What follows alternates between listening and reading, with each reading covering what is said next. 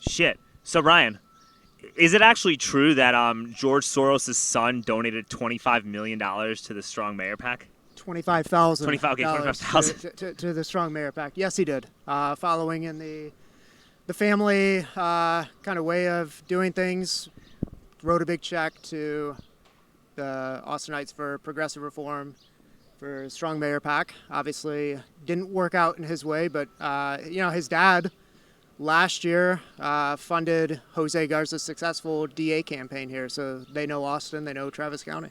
Well, I think that there's actually an agenda from the Open Society Foundation, which is George Soros' company, to get a bunch of DAs like Jose Garza in as many major cities as possible.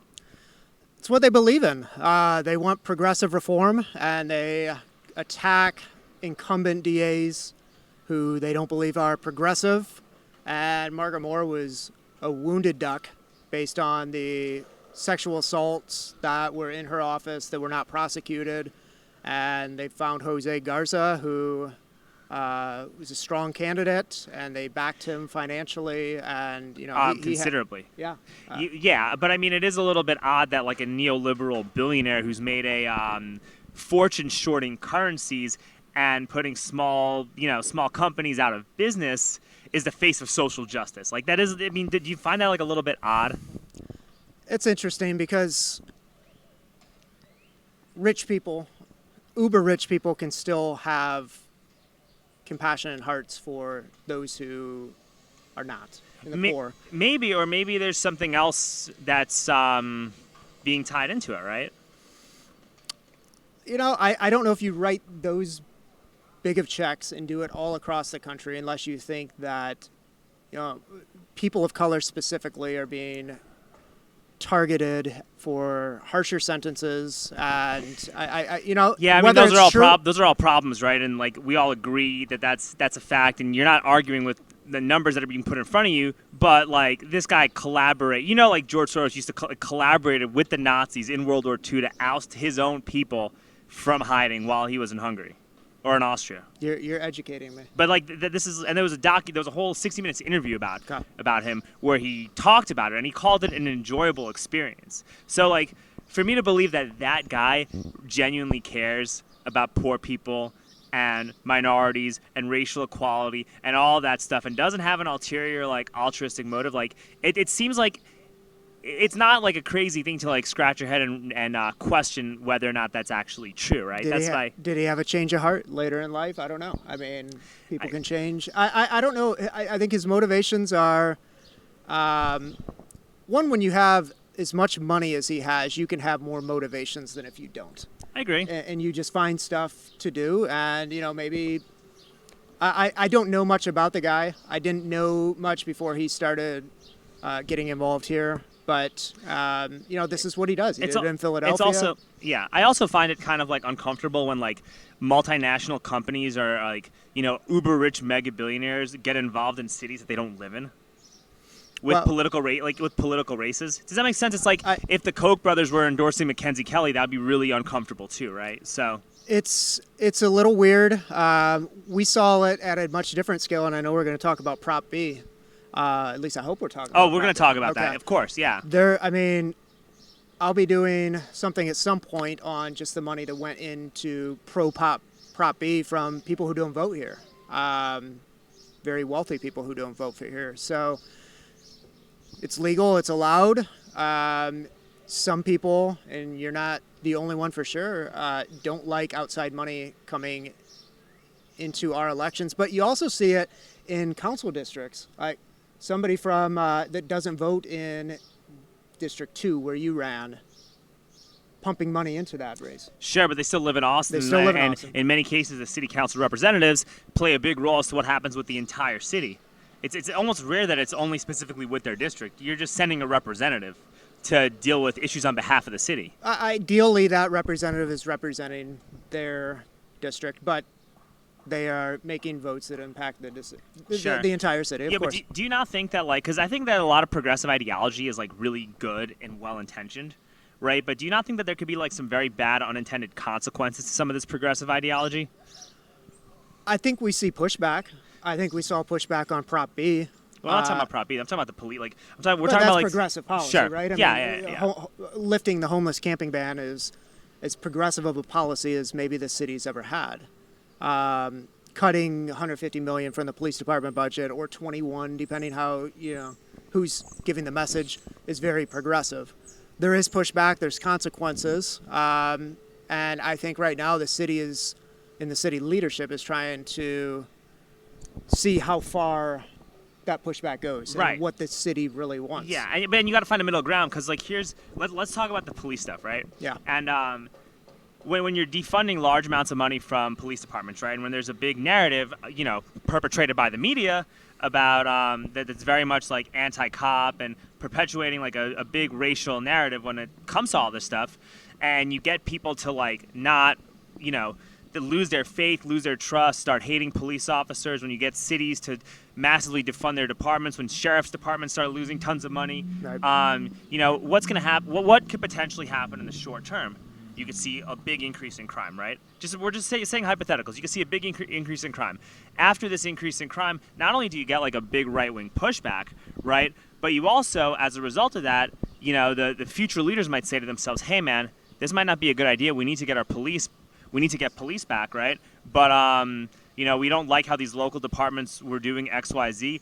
Let's federalize the police departments, right? So like one of my concerns is I'm worried that this whole defund APD stuff could, down the line, if we're not careful, allow us to start nationalizing or privatizing our police departments, which could make this horrible situation that we're in infinitely worse. And it feels like a lot of these progressives and these progressive groups don't really seem like they're doing a very good job of preparing for these worst case scenarios or endgaming that, right? Like that's... So the messaging in Austin last summer was very confusing, because you had the activists on one side who said cut, cut, cut, cut, and you tell them we cut $150 million. On the other side, you have people who aren't activists, who didn't want the police budget cuts, and you said we only cut $21 million, and most of that was to close the academy temporarily, and the other stuff is moving services out of APD that APD doesn't even want. I mean, APD didn't want forensics. APD didn't want 911 communications, or was at least indifferent about it. So,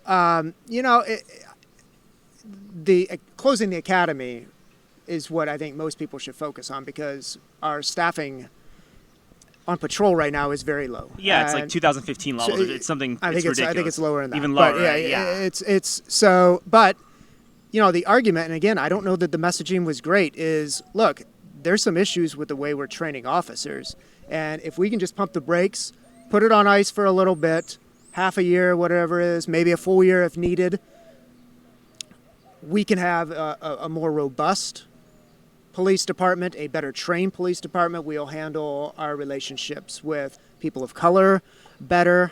But the messaging just wasn't consistent. I mean, Adler's saying 21 million, Kassar's saying 150 million. Well, yeah, and we could go on and on about Adler. But you actually, our first correspondence, you texted me after one of my council forums, and you said, I actually have the text messages right here.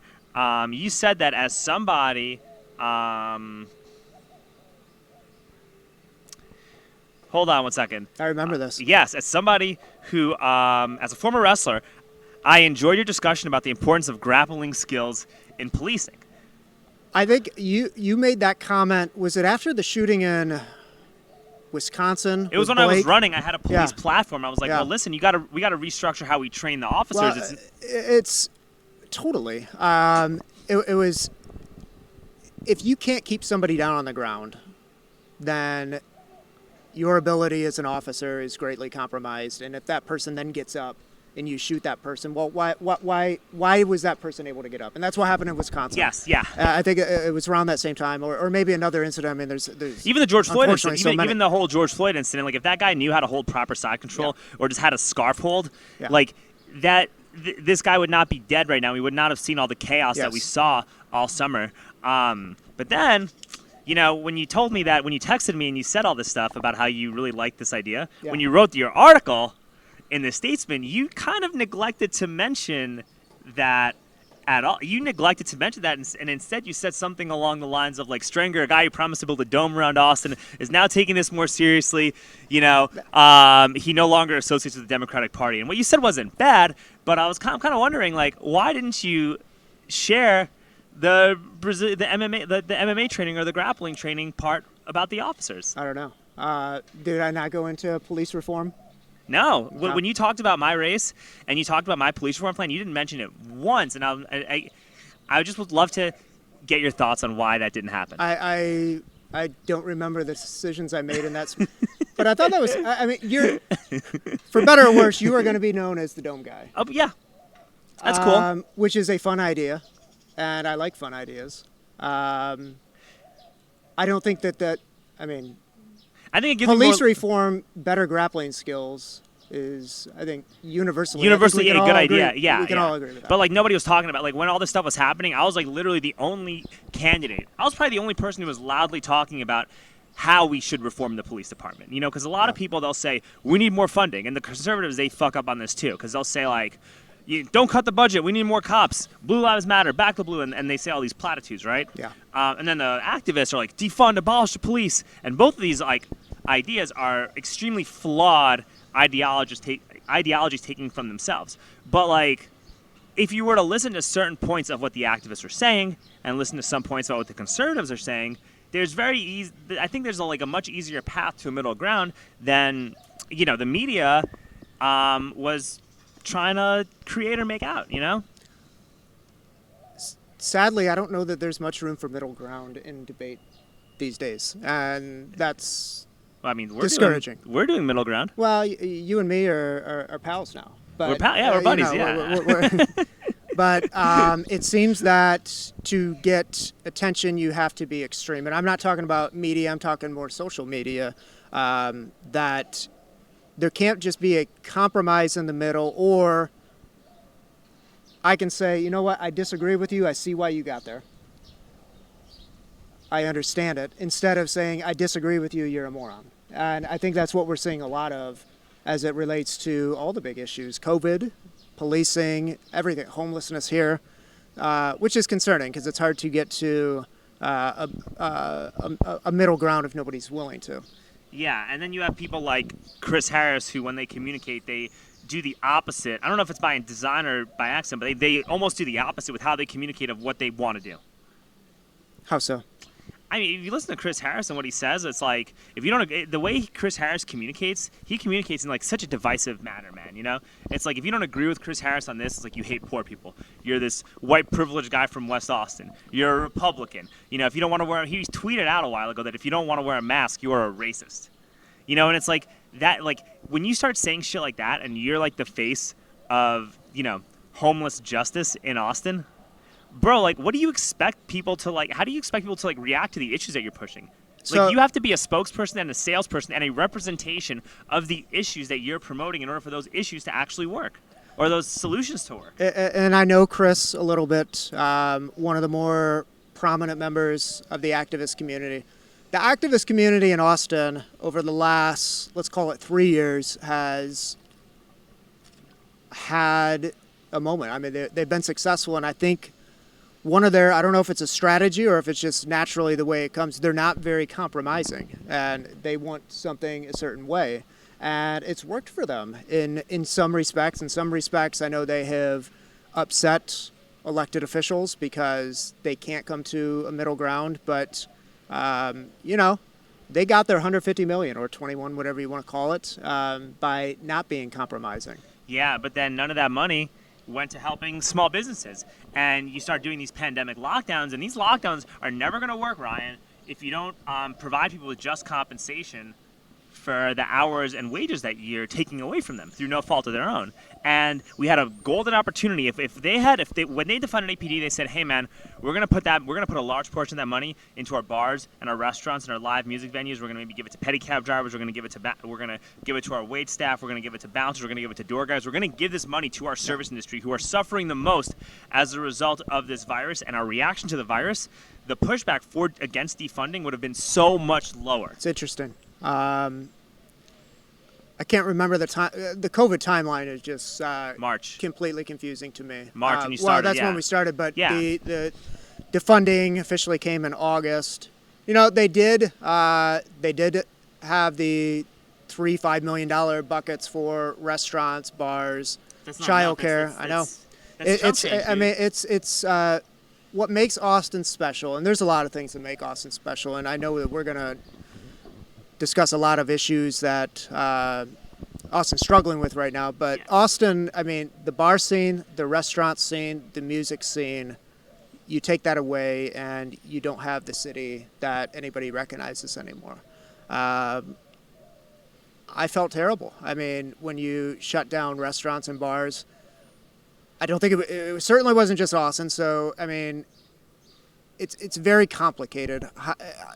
We were trying to learn so much about this virus, and certainly the immediate decision was shut everything down, and then we Yeah. slowly opened it back up, and thankfully now it's things are booming again. I mean, Sure, that's great. it's warm out. People are at Rainy Street partying. You know, it's Yeah, good. it's beautiful, Hopefully but- they're being safe. You know.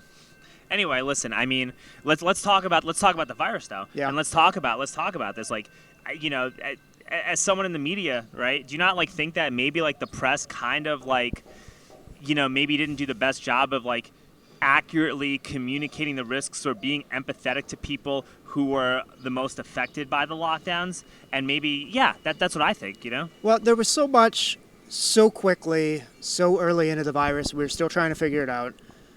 I think it became apparent fairly quickly that this is not going to kill a great percentage of people that get it. But then once that became apparent very quickly, the media didn't really talk about that or say, Well- hey, man, this is, you know, now that we have some more data and we understand what's going on more, this is who's most at risk. This is who we have to protect. But I'll let you finish your thought. Go ahead. If we're making it a death or not debate, I think we're missing a whole lot of middle ground there. Like what, like hospitals? Hospitals, I don't know about you, I don't want to be sick for 2 weeks, rolling around the floor of my house, unable to work. I mean, that's Sure, really bad. But And not two- everybody who got COVID got sick. Right, but many did. I have a buddy. I train with him. He's the fastest guy in our running group, Okay. marathon run group. Looks great, All right. fit. He got COVID and could no longer run 1 mile. Okay, can he run a mile now? Is he good? Yeah, but it took, I think he got COVID in October, November, and only recently he's back okay. So, that's terrifying to me. And, you know, it's scary too. You get COVID, you're going to be fine. You're going I'm to be gonna fine. But how many people did we pass that on to, and did we pass that on to somebody who eventually died? And Sure. we don't know that. That's We some don't pretty know that. that's some pretty crazy stuff. But that could have also two things, right? Like that could have definitely happened during the BLM protests, when 15 million people were congregated next to each other, shoulder to shoulder, and the media didn't really seem to acknowledge that could have been something that spread the virus. A, and B, you know, exposure to vitamin D, exercise, a good immune system. Yeah. You know, the CDC said, 94% of people who died from this virus had serious pre-existing conditions. Yeah. 78% of people who got hospitalized had serious pre-existing conditions. Once this data got found out, the press should have said, okay, we have this new information. We want to really encourage you guys to start eating better, exercising. Here are some really good local spots that you can go to get proper food. Why weren't they hyping up JBG Organics? Why aren't they telling people to like go outside and go to parks? Like Adler closed nature in the beginning of this, you know, like in San Marcos, I couldn't go fishing by the river because of COVID until September, which is bananas. Like that's not how, you know, like, so there's a lot of stuff like that where it's like, you know, you got new information and you continually got new information over the months and months and months and months of this virus, which none of us knew about. And the press didn't really like seem to catch up to it. It seemed like it was they were saying the same story and continuing to politicize something that was just the data was different. Well, I think a big thing, we're waiting for the vaccine, and you say the press. There's a lot of press, so I think the mainstream press. Yeah. It's a serious virus that was killing a lot of people. 1% population is still that gets it is still a lot of people. And again, getting sick for a week, 2 weeks is awful. I got sick for 1 day after getting my second COVID shot, and it was if this was a preview of getting COVID, I'm glad I didn't get it. Okay, and I respect that, but I mean, tell me, and I understand you're in a different spot because you are a business owner, and your livelihood, food on the table, depends on you riding this pedicab that we're in right now. Yes. And so very much a different spot. But my behavior did not change markedly during the pandemic. Neither And did mine. we're still in the pandemic. No, I wore a mask. I didn't hang out in places, but basically I was still able to eat the foods I wanted to eat. I just would get takeout. I still worked out outside. You didn't feel comfortable like going into a restaurant? Eventually we started to. We'd eat outside mostly. That never bothered me. I miss going to the movie theater. I love the movies, dude. I love the movie movies. theater. I love the movie. But I was still able to watch movies at home. So it's not the same though. The movie theater experience is. I can't wait for movie Violet theater Crown. is Violet Crown is my special. favorite spot, dude. Yeah. I can't wait for that place to reopen. I love every movie theater in Austin. I'll go to wherever the movie I want to watch is playing. That's what I miss the most. That sounds weird. Maybe no, that I sounds, actually one of my favorite. I want to get on a plane again, but I want to sit down at Alamo Draft House with a bowl of popcorn. Fuck Alamo. Listen, Alamo treats their employees like dog shit. I have a friend who worked for Alamo. I like Violet Crown too. Yeah, so but Violet Crown. Go Yeah. All right, but no, I get what you're saying. I get what you're saying. I used to be a big Alamo fan, but then I had a friend, and she was saying that like she was training for like pro jiu-jitsu matches and stuff, and they kept trying to like pressure her to go to happy hours and like shame her for not going to happy hours and stuff like that, and like just the way they treated her in general for like not wanting to do like quote unquote company events that she wasn't getting paid for. It's kind of a shitty thing to do, you know? They've had some issues. Yeah. They had some issues, but it's a fun place to watch a movie. It's a fun place to watch a movie, but totally. But yeah, I don't know. I mean, I think it's super complicated how you handle the pandemic. I think obviously Austin was a little more careful than the rest of the state. Bars not opening. They reopened as restaurants, which helped them out a lot. Which is very important, which is great. Now Mohawk's opening back up. I saw that. Yeah. Mohawk. So, I mean, we're moving in the right direction. Anybody who wants a vaccine can get one.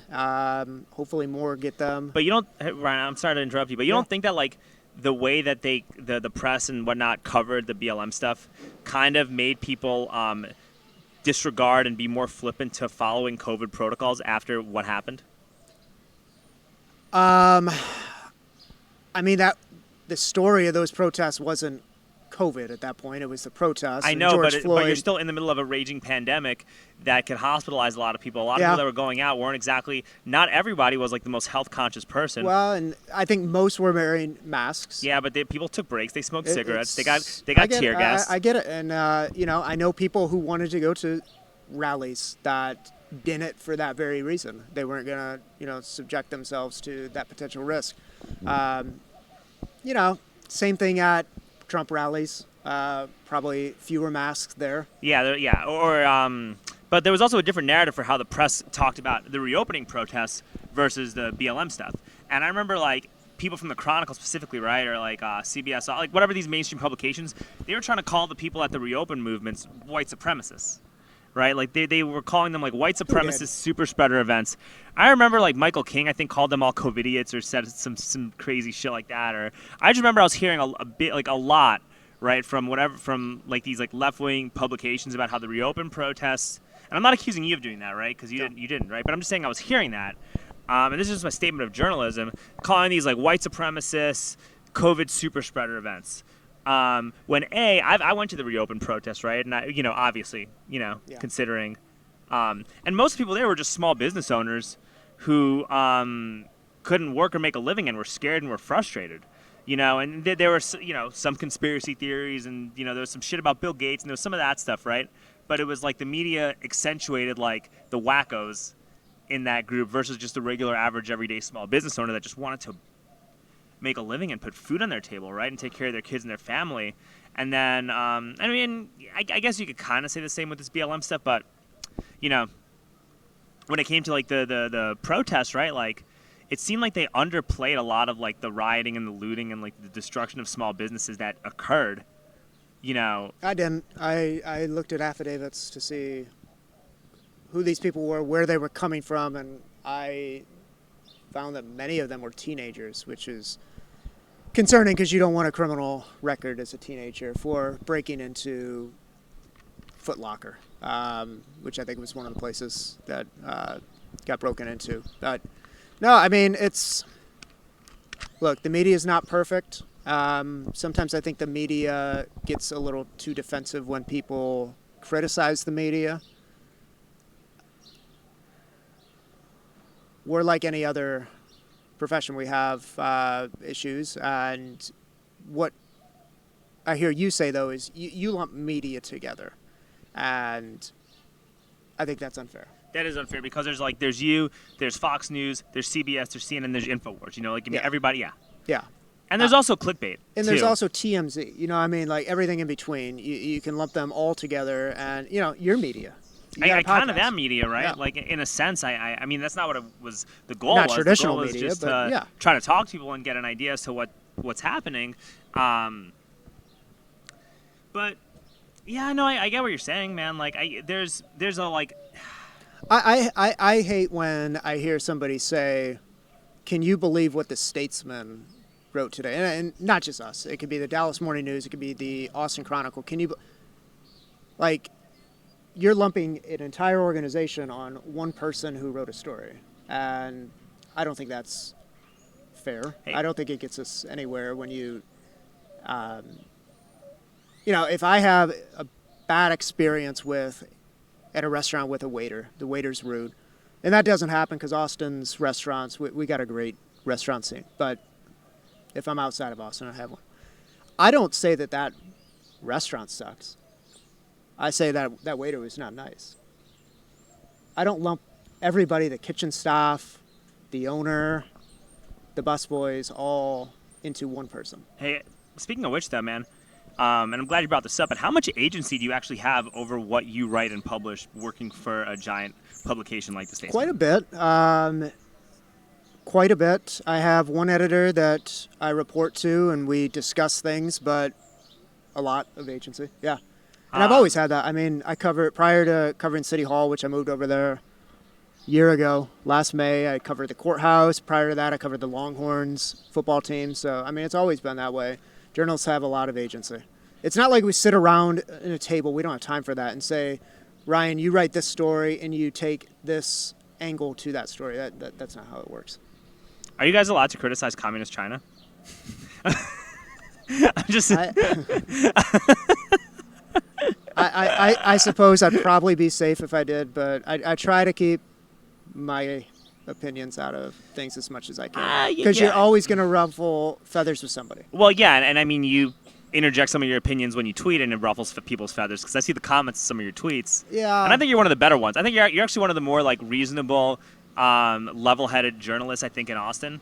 Well, I appreciate that. Yeah. I know on Prop B, I had people sniping at me from both sides saying that I was in favor of the other one. And I'm like, you know what? That must mean I did okay. That means you're doing great. That means that means you're doing great. I'm starting to get my own Twitter trolls too. Nobody knows how I voted. Nobody knows what my position is on any of this, and they're not going to. Just because I wrote a story citing somebody who had an opinion, I mean, I don't know how you can extrapolate that into. So yeah, and so I think that my thing with journalism, you've heard of the Fair Practices Act, right? Fair Practices Act. Yeah, in the 1980s, where Reagan signed something that so back before the 1980s, news media had to present both sides of a story and do it objectively without partisan emotion and personal opinions. And the Fair Practices Act kind of negated and eliminated that, and it gave rise to conservative media like Fox News, which in turn gave rise to like the Rush Limbaughs, which helped birth the Alex Joneses, which also helps to birth this hyper-partisan stuff that you see on CNN and the Rachel Maddows and all of the stuff in the Guardian and the Atlantic and all this stuff. And now media is literally just become, in a lot of ways, just a clickbait shit show. I mean, some, but again, what's media anymore? Everybody's media who wants to be media. I would like to think that we're still fair, or at least we strive to be. That's our goal. If an editor doesn't think that we presented fair amount of ink to the other, one side or the other, they'll send it back to the reporter and say, do X, Y, and Z. So, we're traditional media. We're not Fox News. We're not, certainly not Alex Jones, but I do think that we get lumped in with them at times. You get lumped in with Alex Jones. Maybe not that extreme, but we get lumped in with as a media, and people are very distrustful of media right now. They are. I think that's they really are, and I think that was one of the things I wanted to talk about. And I think that like COVID-19, this pandemic, everything that's happened is like the trust and faith in media is like it's almost at an all-time low, man. I think I agree. It's concerning, but I think our trust and faith in all institutions are really low right now. Our government, our legal system, even sports teams. Yeah, I mean, athletes. LeBron James is hated by many people. Michael Jordan was not 20 years ago. No, because Michael Jordan just played basketball. But there was no social media, and we revered our athletes a little differently than we do now. Now I think society has become a very distrustful, mean place to be sometimes, and we look for things to criticize. Well, and there's also an agenda to promote extremism. Like, and you're seeing it on both sides of the aisle, right? Like, you got some of this like QAnon stuff, right? And then you got like all this, like everything that happened last summer in terms of like you had Jimmy Flanagan, was a sitting city council candidate, was made a video about burning down the police station. Do you know what I mean? Like, and that was like acceptable mainstream talking points, right? So like you're getting extremism on every single side of the aisle, or like, if you have a disagreement on masks or COVID or shutdowns or lockdowns, people all of a sudden they turned around and they called you all types of names and they labeled you like a bigot, a Republican, a Trump supporter, all of this. Like there's like inherent divisiveness and extremism that's just all over the place. Well, like and we've lumped people, we've painted them in a category. If you're one thing, you must be also this thing, that thing, and that thing, and that's really bad. It's horrible. Yeah, like that again leaves no room for compromise. There's some. I have friends that they're left on some things, they're right on some things, they're down the middle on some things. I have friends that are atheists, friends that are Christian, that maybe have political views that you wouldn't think are compatible with those views, and it doesn't seem like there's much room for those people right now. That they just get boxed into one thing, and extremism. The loudest people get the microphone. They get the most attention. They do. They get the most. They attention. do. What do you think of the Mayday protests? The Mayday Protests. Yeah, like the little communist protests in Austin where people were like waving like communist flags and they had their Stalin posters and like the Chairman Mao posters and all that crazy shit. Like, I don't know. I don't pay much attention. Because I mean, you got to write about that. Like, you're a member of the press, right? Like, what was the sentiment in the Statesman press room about like that stuff? I don't know. I didn't pay attention to it. I'm not a huge protest guy unless it's something tied around. Obviously a big, right? Well, no, not what affects me, but what's really affecting the country at that moment. I mean, BLM, George Floyd protests were huge. I went to an anti-Asian hate rally a couple weeks ago at Houston Tillotson. We have that issue going on. Did you go there because you wanted to go there, or did you go there because you were covering it? I was covering it. Yeah, I don't go. I don't go as a non-reporter to anything. I do not want to be linked to any sort of. Although that's a cause that we can all agree is well, we do not want hating anybody because of who they are. But look, man, I'm a Jew. That's Family racist. that were in the Holocaust, right? Like I get all that, you Yeah. know. And just as a Jew, my mom came from had to leave Russia because of that, right? Yeah. And she was a child under Stalin. My grandparents were kids under grew up under Stalin. And so it's like when these punk ass kids are walking around with the flag of Joseph Stalin, who was a genocidal maniac. Yeah. But then imagine if people were walking around. It's like no different than walking around with a poster of Adolf Hitler. Where was this? It was all downtown. But it's like, you know what I mean? It's like if a group of people walked around with posters of Adolf Hitler, it would be condemned to the max. Yeah. And it should be, right? 150%. But it's like, when a group of, kids with communist flags are walking around with posters of Stalin and Chairman Mao, it should be condemned just as equally because these people were all equally genocidal maniacs. It's like, I wouldn't wear a shirt with Pol Pot on it, Yeah, I don't know. Does that make sense? Yeah, I don't know that we need to pay attention to these people. I agree. People that are racist and hurtful. I don't see a big need to amplify what they're doing and give them any space. It's not productive. I think we covered a lot of Trump rallies and not just Trump rallies, but steal the vote rallies. Stop the steal. Yeah, with 50 people there, and I'm like, there's no evidence that this election was stolen. Do I need to go talk to these people and ask them why they think it was? I don't know. I don't think so. Maybe though, but I mean, you don't think that people have legitimate concerns as to why they might not have faith in our elections anymore? I think that's a really big topic. I think that's probably for another episode. But No, I'm just asking a question. Do you think that? Because a lot of people do feel that way, man. I think again, people are very distrustful of many institutions in this country. They were primed for several months ahead of the election to think this is going to get stolen. And, I'm a guy, Alex, I follow evidence. I see what's there. I see what's not there. And, nobody produced any evidence that an election was stolen. So do we have to listen to the people who are saying that it was? I mean, there's an audit going on right now, so we can see what happens with this audit in Arizona. And I'm not alleging anything, right? I'm just throwing out some things that I found a little bit odd about the election, right? And we're not gonna. This isn't convos about election fraud on the pedicab, right? Sure. It's just a brief thing, right? This guy, 26 of the toss-up votes all went red, in the House, right? And those Republicans weren't winning in spite of Trump. Those Republicans were winning because of Trump, because Trump had 93% support, and 93% of Republicans all voted for Donald Trump, which I think the highest margin of somebody within their own party in a really long time. I think from a percentage standpoint, he gained the highest percentage of Black and Hispanic and Asian and LGBTQ votes of any Republican president ever in history.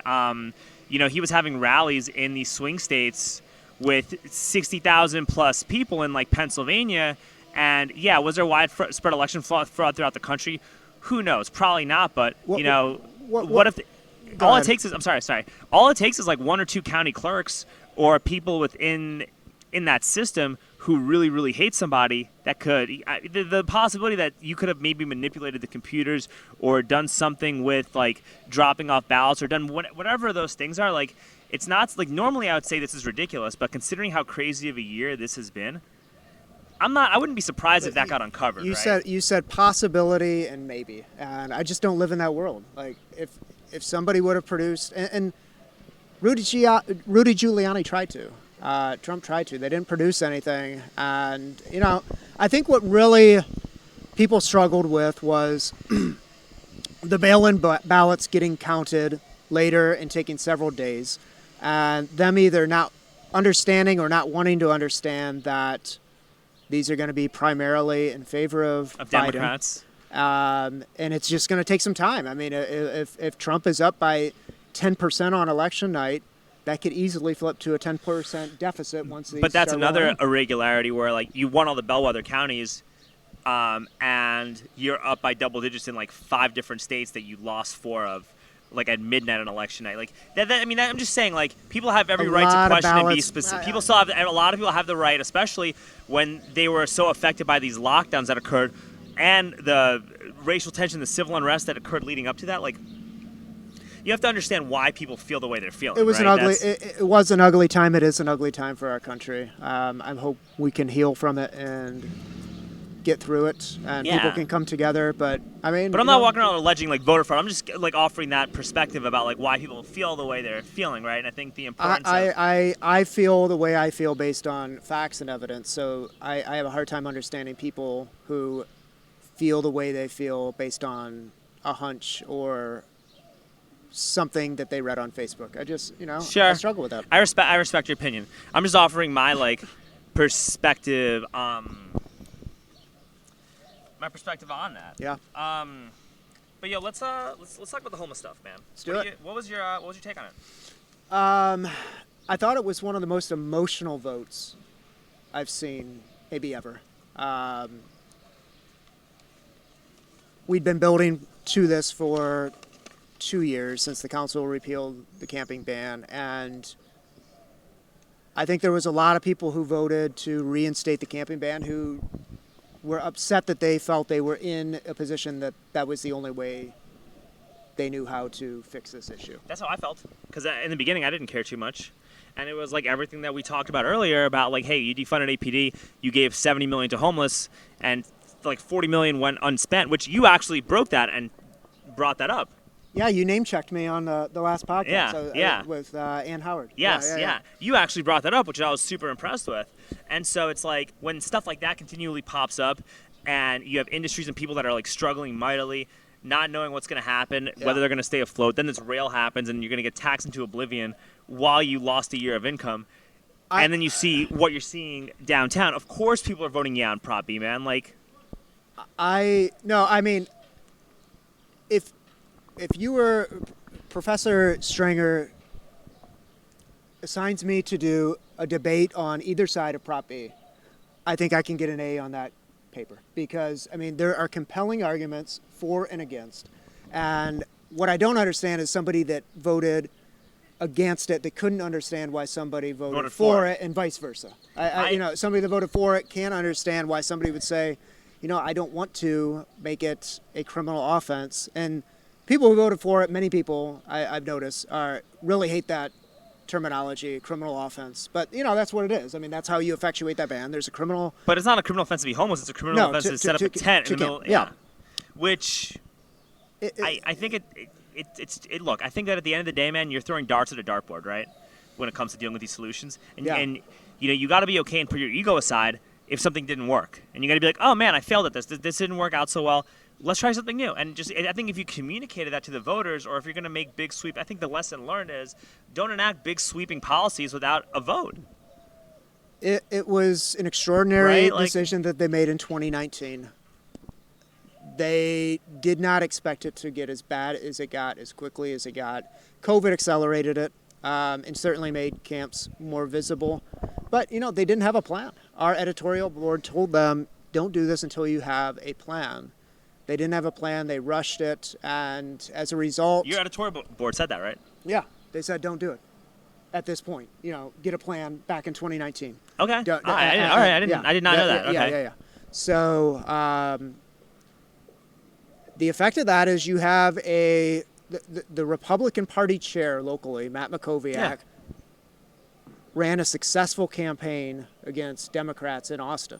And it's more nuanced than that. It's not that simplified, but it's extraordinary. I mean, that's how upset people were, and you had Democrats voting for this.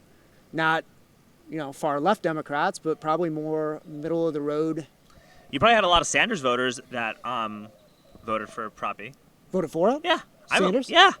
Oh, yeah. I was talking. Look, yeah. Listen, man, I voted for Sanders in the primary this past year, right? Yeah. And here's another thing, just to go back to the election stuff. Like, I have doubts about whether or not Bernie Sanders even. I have doubts about whether or not about the legitimacy of Joe Biden even winning the Democratic primary, considering that Sanders was packing stadiums and this guy couldn't fill a gym, and it just seems odd. They clearly wanted. The establishment clearly wanted Biden. The same way they wanted Hillary. back in 16. It does make you wonder, though. I don't know. I mean, Bernie was red hot and Joe was not. I mean, Yeah. Joe was struggling, and then it just flipped in Yeah, because every matter of single days. neoliberal candidate dropped out the day before Super Tuesday, except for Elizabeth Warren, which just seemed like the oddest thing that you could ever envision all happening. Pete dropped out. Everybody dropped at the same time right before yeah. Super Tuesday. I think that if Bernie wound up getting the Democratic nod, we'd be in a much different place right now. Yeah, I would think so. Would he have beat Trump? I think I'll put it this way. don't know. Yeah, I think I myself and a lot of other people, if Bernie were to beat Trump, would be a lot less likely to question the results of that election. Okay. Yeah. Like I 100% would see the plausible reason as to how Bernie could. There's logical reasons as to why a guy like Sanders would win an election. When half the country's like up to their eyeballs in student debt, Sure. and people like are concerned about their health care bills and all that stuff. Like Bernie Sanders spoke a lot of the same language that Donald Trump spoke, just a little bit differently. Like a lot of the same types of people. When Bernie Sanders was mayor of Burlington, Vermont, the same people that elected Bernie mayor also voted overwhelmingly for Reagan. Okay. So there are a lot of parallels. So yeah, I think Bernie Sanders probably would have won, and a lot more young people could have been mobilized and galvanized to support Sanders without the addition of protests and civil unrest that happened all summer. He was never going to win because they were never going to allow it. 2 years in a row, 2 cycles in a row. But I mean, it certainly looked like it was heading that way. Yeah. What kind of he did very well here. Yeah. Very well. But like that type of shit right here was kind of like one of the final straws that made me not want to be associated with that party anymore. Okay. Right. And then the lockdowns were like literally broke the back of it, right? And then the conflicting message that happened over the summer when people were like when those same people were saying, "Hey, we need lockdowns, call the police." Like I heard a bunch of liberal activists, right? Like on Facebook, talking about how we should call the police on people that are gathering outside their house during COVID, and then a month later they're out protesting in mass, talking about defunding the police. And so it was just like that was just literally the last straw of everything. That was it. I was like, dude, I want nothing to do with these people under any capacity, really, in terms of like politically affiliating with them, right? Like it's not like I'm gonna not want to be friends with someone or not talk to them because they're like a Democrat, right? That's crazy. Yeah. But like in terms of being like politically involved or affiliated with that party, like I want nothing to do with that. And it was those factors kind of made me help sway my decision. Doesn't mean I'm like full Trump or anything like that, right? But I'm just explaining my like perspective. Sure. You know what I'm saying? No, I get it. You had your reasons to divorce yourself from the party. Yeah. I get it. How did you feel about the lockdowns? Just be more honest. specific. What do you mean? So when they first did the shutdowns, because we were talking about this before the podcast, right? Yeah. And we're sitting next to each other. We're outside. We're not, Right. we're not masked. We're comfortable talking to each other. Yeah. I'm Right. I'm vaccinated. Yeah. I'm fully And vaccinated. I am not vaccinated, Yeah. right? And we're cool talking to each other. But like, how did you feel when all this stuff happened, right? Like in May when Adler was like, "Hey, we're shutting everything down." Like, what was your take on that when all these shutdowns and lockdowns started happening? Like, guide us through how you felt. It was a weird time. It was a very sobering time. You gotta remember, though, I mean, he was acting largely on the advice of Dr. Escott, and looking at what the state was doing, nationally what people were doing. So this idea that Adler had a huge influence on these decisions is probably exaggerated. I mean, Sure. So it's a very, I don't know. Again, I can see both sides why somebody would think that it was too tight. But Escott's also been repeatedly wrong by large margins on every single Well, thing he had that projected. one about how many the schools, yeah. Yeah, that was a bad day for him. Bad day. I don't know what was going on. I mean, that was And he wanted to do a curfew on New Year's Eve. right. And it was like Kassar, who's supposed to be a progressive who cares about working people and income inequality, wanted to do a curfew on the busiest night of the year for workers in the service industry. And he was doing that when there was a lapse in unemployment benefits. And yeah, I mean, without the state intervening, you would have had that curfew for I think 3 or 4 days, right? Yeah. And then cases started going down anyway. Yeah. To your point, I mean, when Abbott lifted the mask mandate and that really upset City Hall, cases have been down. I mean, there's no question that cases have been down, and now we're getting shots in people's arms, and that has a big impact on that. But, it has not caused the spike that some at City Hall were expecting. Yeah. So. Yeah. My thing is that I wish that the statesmen were to, like, maybe early on in the pandemic were to write more articles about how the lockdowns and the shutdowns were having an effect on people who, like me, in this industry, and what you could do to help them. Oh, and I think we did. Did you? I didn't see it. I didn't really see much of anything about that. I mean, you're making me go. You're back. I'm sorry, in I'm my making you head like now, go but, in your head, but like I just remember like I rarely saw any of that stuff, and the majority our restaurant writers, we had a bar writer at the time, alcohol writer. Yeah, I mean, my bad. I'm usually putting you on the spot. Stuff. I want you to be comfortable, so like I take no offense to it. Okay. No, I'm just I disagree with that. I think that we did cover those things. Maybe not to the extent that you had wished, but I think we covered all angles. I mean, we were buried in work, everybody at the office for months, still are, but certainly those first 3-4 months. Yeah, and you guys fired 7 of your employees in April due to budgets?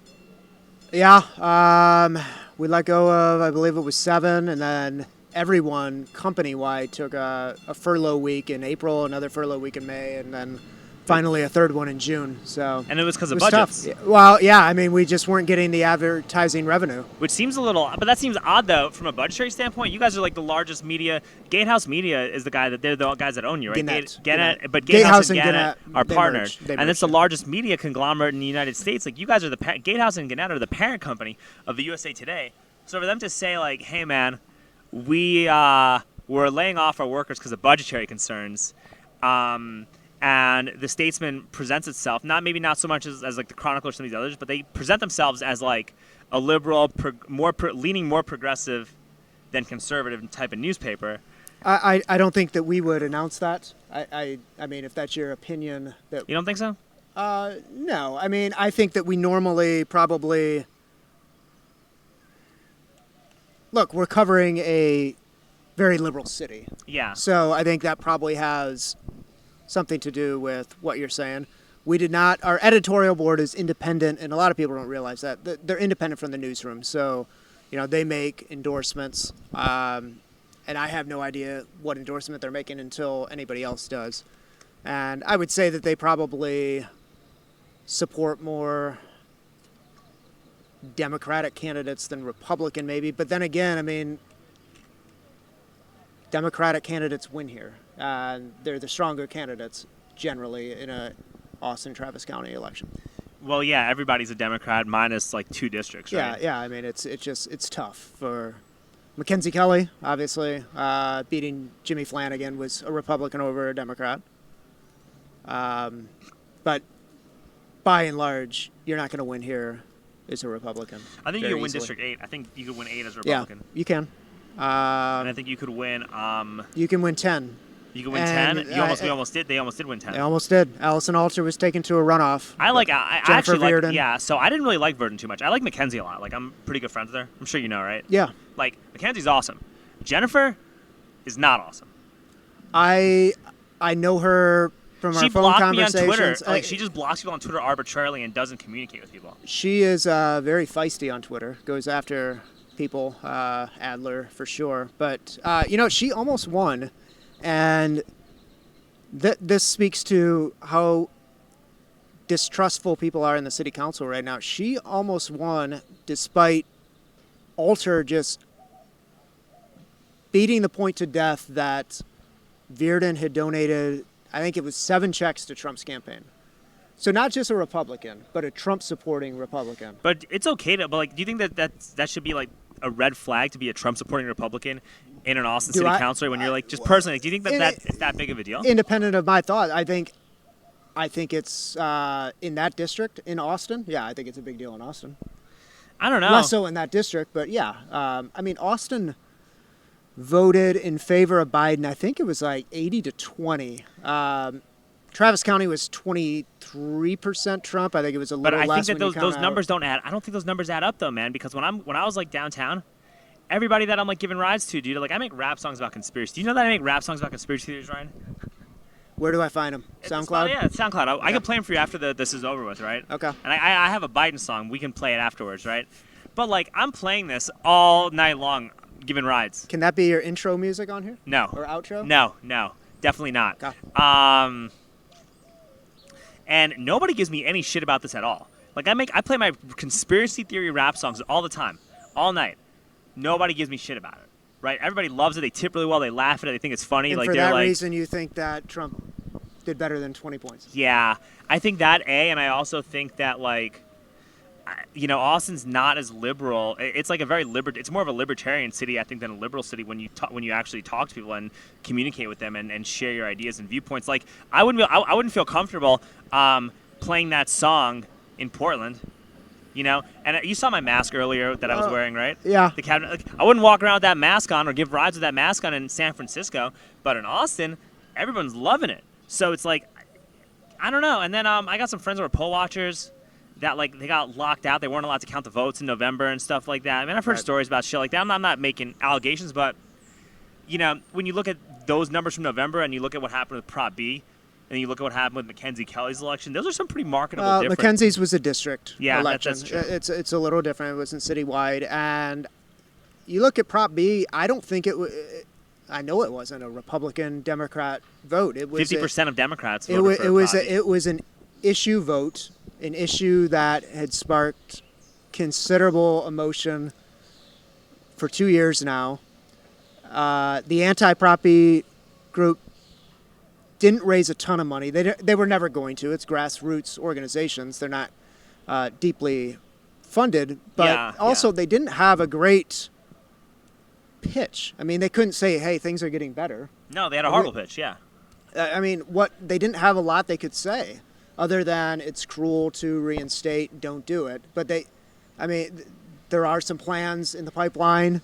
They're not going to come quickly enough, and they're not going to help enough people. And I think people saw through that. I was surprised. 150,000 people voted, which is pretty good for a May election. But that's 25% of Austin. But dude, my question is, where's the other 75, or at least the another 50? Like, they were invited. Where were they?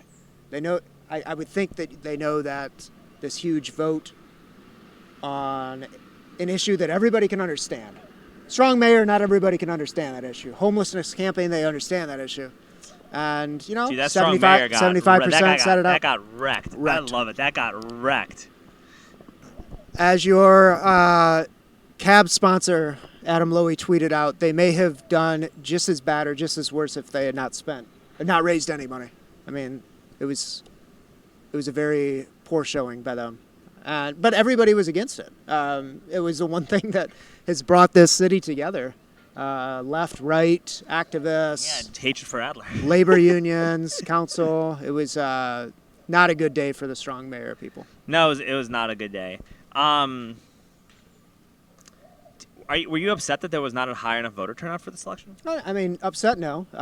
If people want to do it, they do it. People knew. I mean, like everything was communicated. I don't think 150 is bad. I don't think 150 is bad. But it's still, again, only 25%, which is. But that's you know what though? I'm gonna say something about that. Okay. I think that I don't think local elections should have high voter turnout. Well, it's interesting you say that because the proposition passed that we're now going to vote on the mayor during presidential election years and no longer gubernatorial election years. Yeah, I don't agree with that.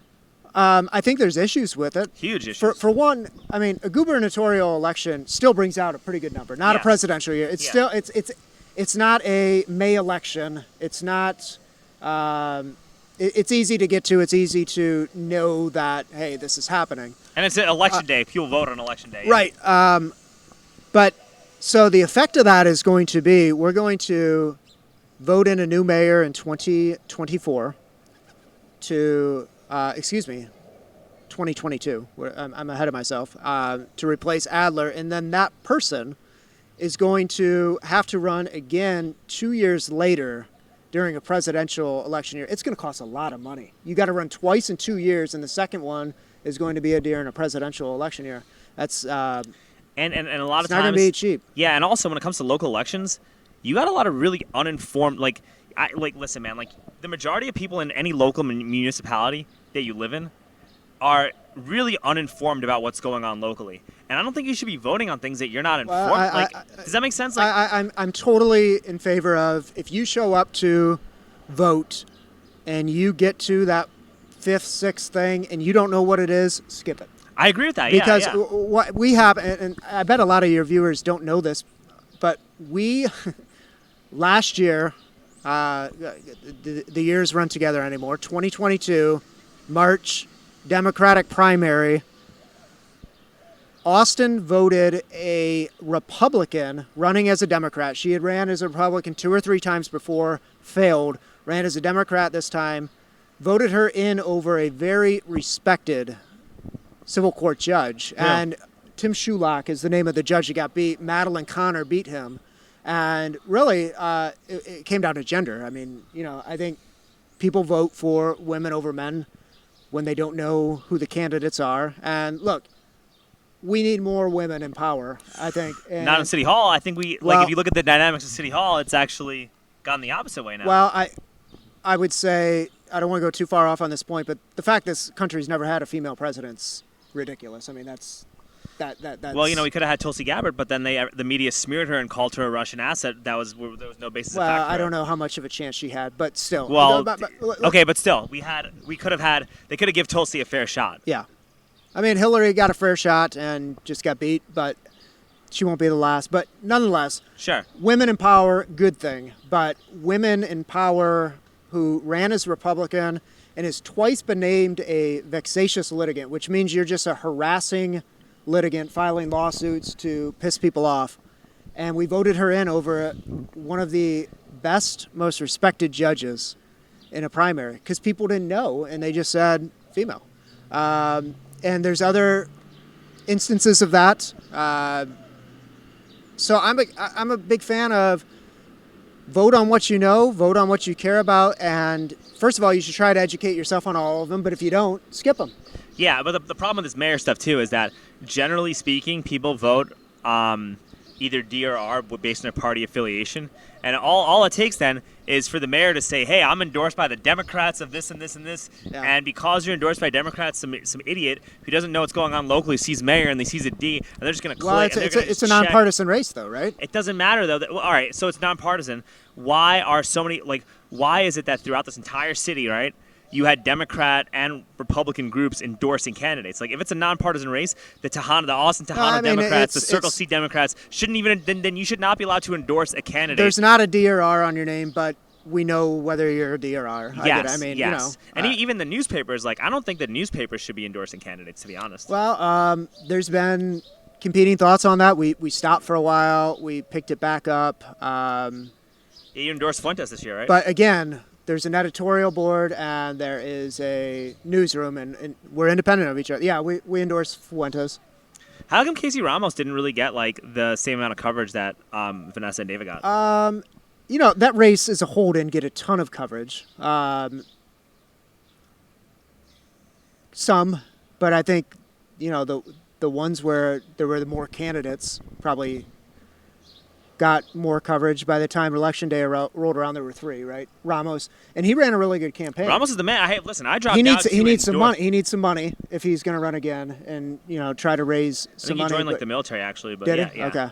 Nice guy, and I said all along that watch out for this guy. I think he can get some votes, and he ended up finishing ahead of Shukanshin. Yeah, of course he did, because Pio, he's Shukanshin's chief of staff, and Pio sold all of his constituents up the river with all these development projects. He ran a bad campaign. I think, they were focused on getting endorsements and not talking to people. Talking to people, and Vanessa did a great job of talking to people.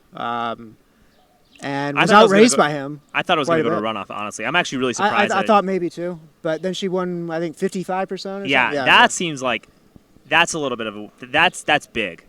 But Yeah. dude, when I was at the here's another thing too, man. Like I was at the polls, right, helping Casey like towards the end of it, right? Yeah. And I had no problems dropping out for him because I'm just like, look, you agree with 90% of what I'm saying. Yeah. You're easy to communicate with. You're a guy like me. I don't want to be stealing votes away from myself. You know what I mean? I have no chance of winning. I was running to get issues out to the public, which I think I did a pretty good job of, right? Yeah. Like I had middle ground approaches, police reform, homelessness, everything. No, I had like when I watched that forum that you guys had with the editorial board, I'm like, this is the guy that pitched the dome idea. I was waiting for you to have other really eccentric ideas, but I remember telling somebody after this, I was like, no, I mean, it's a reasonable platform that you had. yeah. I think I definitely changed the perception of how I was viewed by a lot of people based on that. Yeah. I think you could run again. Obviously, you would have to move districts, or if they redistrict, maybe. We would figure it out. I mean, yeah. honestly, like I would rather, between me and you, dude, I'd rather anally impale myself on a flagpole than be a. It's a hard job, right? It's Austin City, and they get bashed a lot, which is part of the job. You gotta sign handle up for it, though, but yeah. man, it is. It's a tough job, and in this moment, as Austin moves closer to being the 10th largest city in the country, I mean, there's just problems. There's things you have to deal with that past city councils didn't. Listen, the fact that they're still not having in-person meetings right now is a joke. They need to get back. It's a to joke, that dude. It's a soon. joke. They should have been having in-person meetings last year. Anybody who wants a vaccine has been able to get one, hopefully. They're handing them out, walk up. And so, yeah, I think in-person meetings are more productive. They are certainly selfishly easier, I would think, I've never done it, to cover than watching it on Zoom. It can be pretty brutal on Zoom. I could imagine. Yeah, I think it's all got to be in person. So what do you think about, before we wrap up, let's talk a little bit about extremism and all that stuff, right? Like, yeah. Or what do you think about Jose Garza's, like, plan? Like, Jose Garza's, like, approach to justice? Because I got a text message that kind of shows a lot of what he talked about. So, a couple things.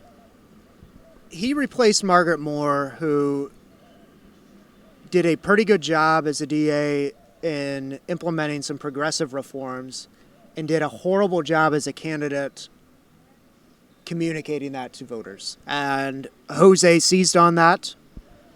I think Jose's going to... You say some things while you're campaigning, and you may do things a little differently once you're in the job. And he's going to see some pretty horrific behavior out there, and he's already seen it. He's seen a Travis County Sheriff's deputy, former, get charged with killing 3 people, including his daughter and his ex-wife. Yeah, pretty horrific stuff. You don't give that guy a 10-year sentence. And I think Jose's going to realize that. Well, that guy's getting life. I don't know. And you're not the DA anyway. You're not the judge. The DA just sets guidelines. You don't give sentences, right, as a DA. Yeah, you agree with the defense. You set up a plea deal, and then the judge has to sign off on it. Okay. But there's consequences for a judge, too, politically, if they don't sign off on, if they, quote, bust a deal. You don't want to do that, make a habit of that. But, Jose has an idea of how he wants to reform justice. And, I think it reflects largely what this community wants is in terms of drugs. I don't think we want to lock up people long time for drugs. I think we want to get them into treatment. Drugs are bad agree things. With you. And I know a lot of like Trump supporting Republicans that agree with you too. That all want legal weed. Like legal weed is universal. Well, I think everybody at this point. Listen, man, but I'm talking coke, did you see I'm my talking episode? meth, I'm talking hard drugs. I don't think that's. I don't care if that's legal or not. Carl Hart went on Joe Rogan and talked about all that stuff. Like I have no problem giving that a shot, right? Yeah. As long as you tax it and you regulate it and get these cartels out of business, right? But I did you see my episode with Dennis Ferris? I did. Yeah. I was pitching that to Dennis Ferris. Like I was like, dude, the fact that like our cops should be allowed to smoke weed when they're not working. I was pitching that to him. I don't think that weed is good for people. I think in moderation, maybe if it relaxes you, it calms you down. But I I don't think that telling somebody to just get high all day, every day. No, is it's stupid. productive. Yeah, it's it's stupid. retarded, no. It's stupid. You're not. But you like there are productive and Doing medicinal anything. purposes to it. It can help with Sure. training. It helps them expand creativity depending on Sure. it. Like there was so many times I've been high doing jujitsu, and it's Probably like, slows you down a little bit. yeah, it makes you like know, think more and you're- be more yeah, clear about yeah, things. Yeah, totally. But so we're talking about Garza, right? Yeah. And so I think that like the drug stuff is pretty universal.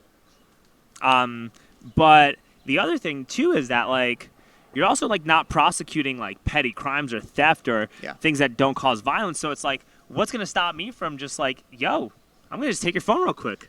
You know what I mean? Like what? Hopefully your conscience. Hopefully you have I know. but, Obviously, I'm not taking your phone. No. But you see how that could like present some serious problems, Well, right? I mean, that would be most likely a misdemeanor, which would be the other Garza, Delia Garza, not to put too fine of a point on it. But yeah, I think here's the thing that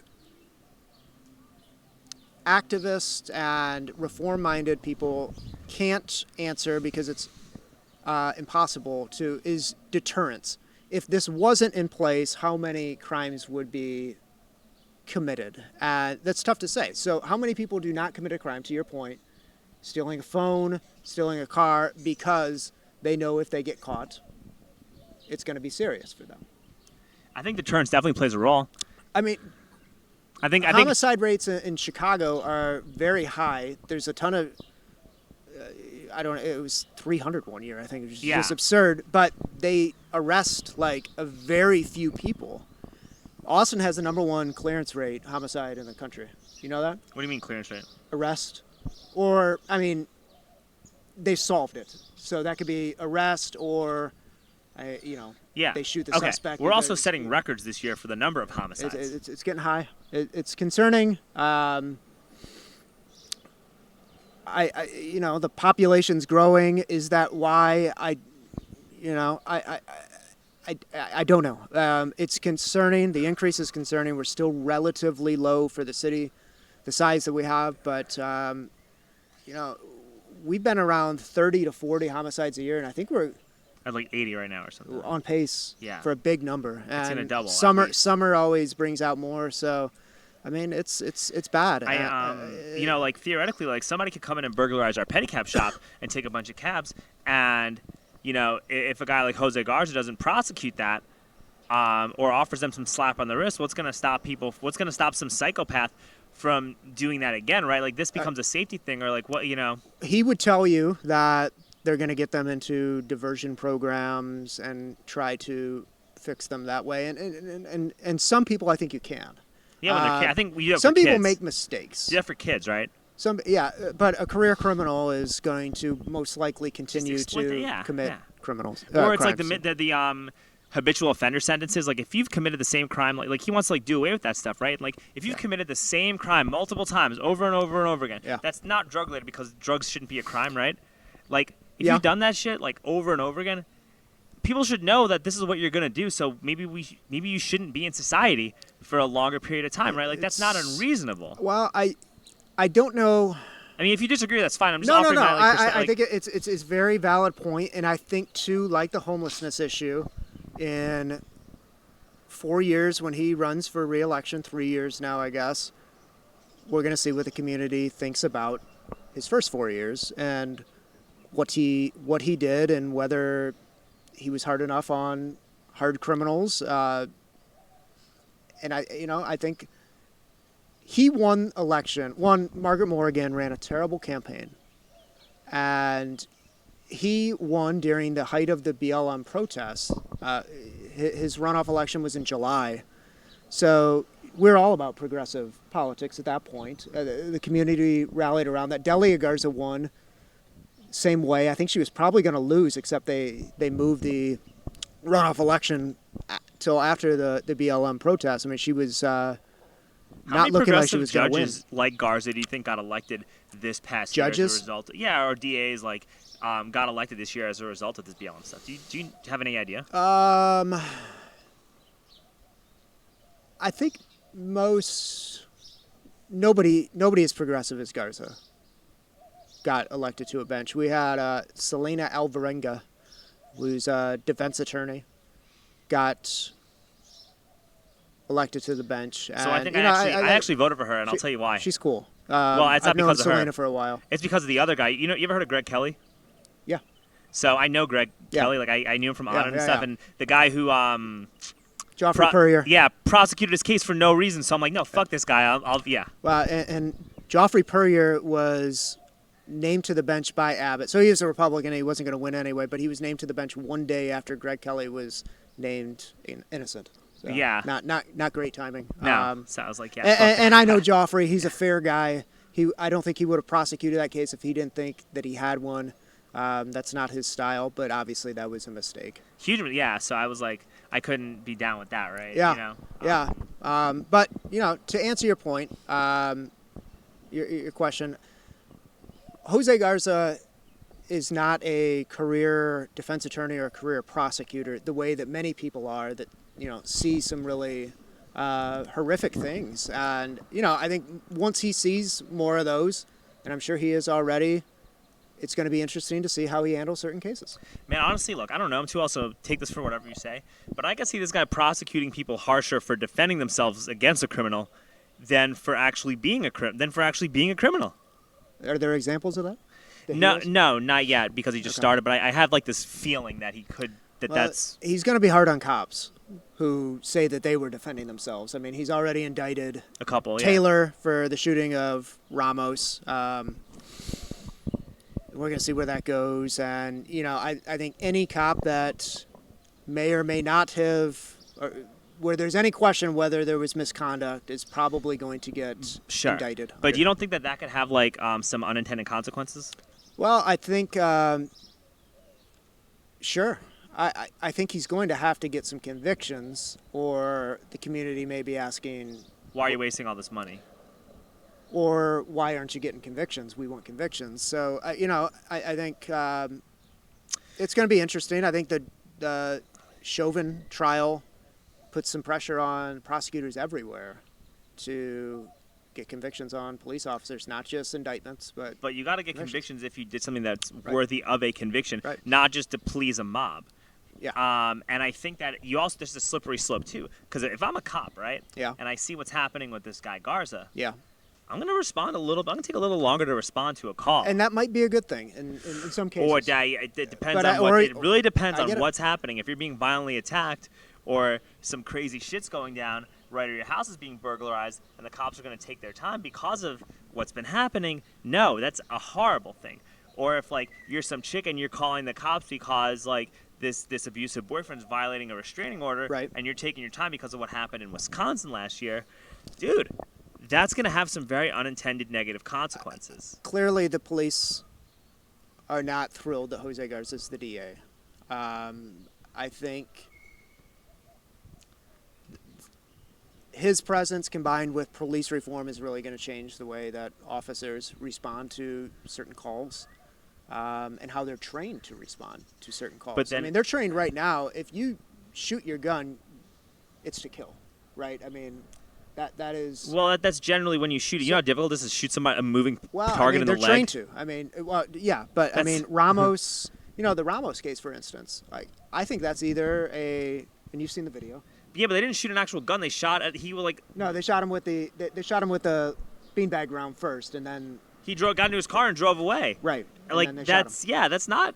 I don't know that that's murder, man. Like, that's... Well, it's either murder or it's not guilty, because clearly when he shot, it was to kill. It wasn't, He shot a beanbag. You don't kill somebody with a beanbag round. No, the first guy shot the beanbag. The second guy shot a bullet that kills you. Yeah. No, I thought that he got shot with the beanbag, and then when he drove his car, he crashed the car. No. That's what I. No. That's what I saw. No. It's beanbag was to gain compliance, and after Ramos got hit with the beanbag, he got in his car and drove off. And the officer is going to make the case that you don't know what he thought Ramos was driving the car at. He could be, or you don't know what he could be getting in his car because he's going into his car.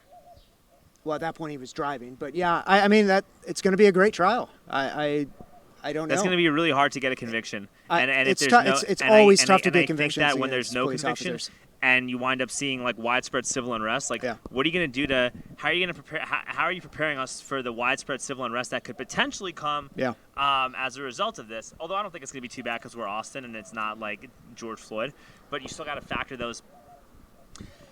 I think you got to factor a lot of those scenarios in, and it seems like when it comes to progressive ideology, it's a lot easier to be a conservative than a progressive in terms of implementing ideology. Because when you're a conservative, all you got to really do is just say no or say, hey, let's slow down the pace about how this is going. Right. When you're progressive, you're planning bold, sweeping changes. Yeah. And you better be fully committed to enacting bold, sweeping changes if you want them to work. Like, dude, you wrestled all your life, right?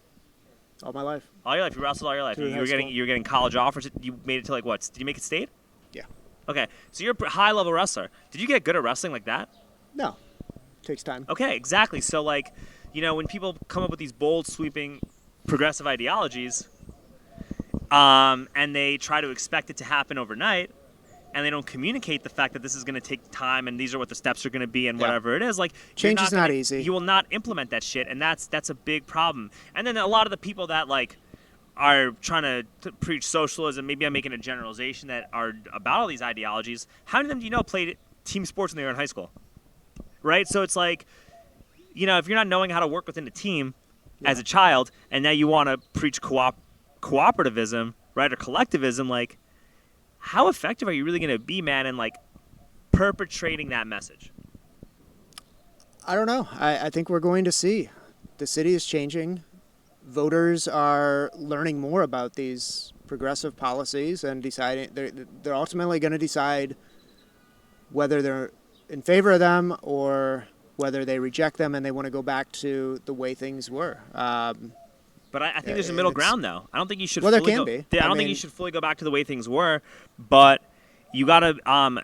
There needs to be checks and balances so that the opposite direction doesn't become worse. It's hard to beat an incumbent saying, I'm going to change things a little.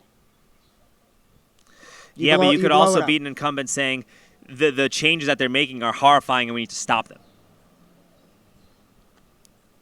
There's that too.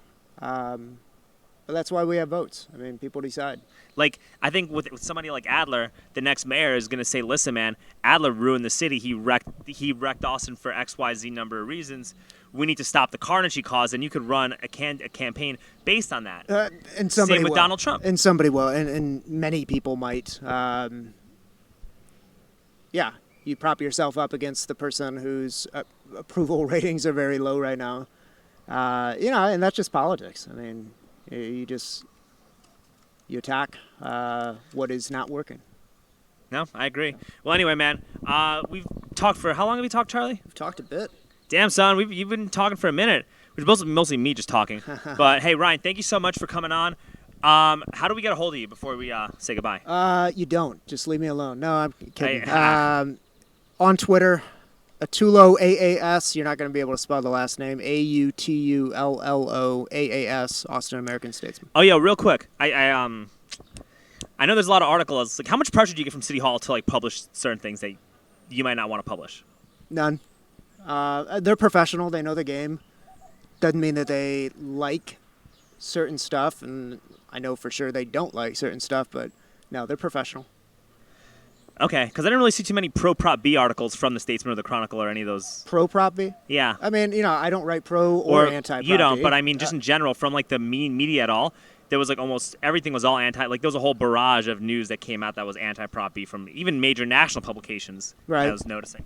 Yeah. I think we handled it pretty well, just down the middle, trying to just lay out the points. And this is what this side says, this is what this side says, and voters, you decide. I think you're a pretty down the middle kind of guy, Ryan. I hope so. Anyway, yeah. Ryan Autullo, ladies and gentlemen.